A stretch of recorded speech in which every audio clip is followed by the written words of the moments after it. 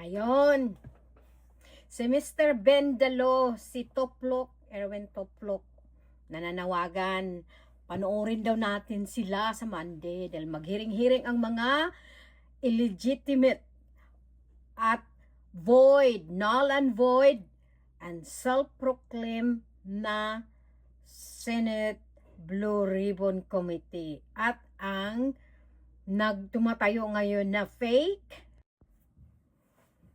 Nag-ilik-ilik pa kayo ng Senate Acting President contemporary. Bakit? Buhay na buhay pa si Ligarda. Pasok mo lang sa politika, nag-aastang hayop ka na, gago ka, hayop ka.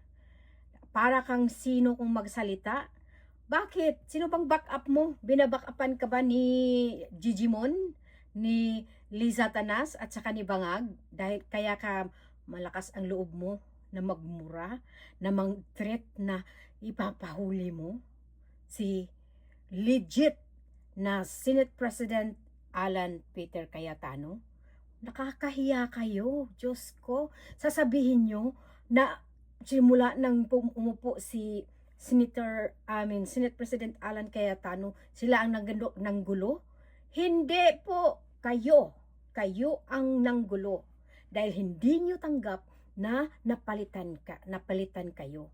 Gusto nyo maghari, mga Gigimon kayo. So tingnan mo, nag-post ka, nananawagan ka ng mga taong bayan na panoorin kayo. Look, kung ano ang mga reaksyon ng mga tao, tinatawanan ka, galit pa yung iba. So sa tingin mo, natutuwa kami sa mga pinagagawa nyo?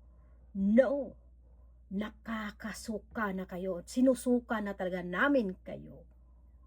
Nakakahiya kayo. Kayo ang nagdala ng kahiyan sa Pilipinas. My God, mag-migrate ka na kaya, ikaw at yung mga kasamahan mo sa Mars, at doon kayo maghagis ng mga kabulastugan nyo. Doon kayo sa Mars, ipatupad mo yung Bendalo mo doon sa Mars. Huwag nyo kaming idamay na sambayan ng Pilipino dahil hindi kami natutuwa sa mga pinaggagawa nyo. Ngayon galit ka dahil nabisto ka na, dahil nagsalita na yung 18 Marines kung ano yung kalakaran mo at kalakaran ng kapatid mo, kalakaran ng mga kasamahan mo. Kaya galit ka, jutang ginina mo. Ang galing mong magtapang-tapangan ka dyan sa interview mo. Ni wala kang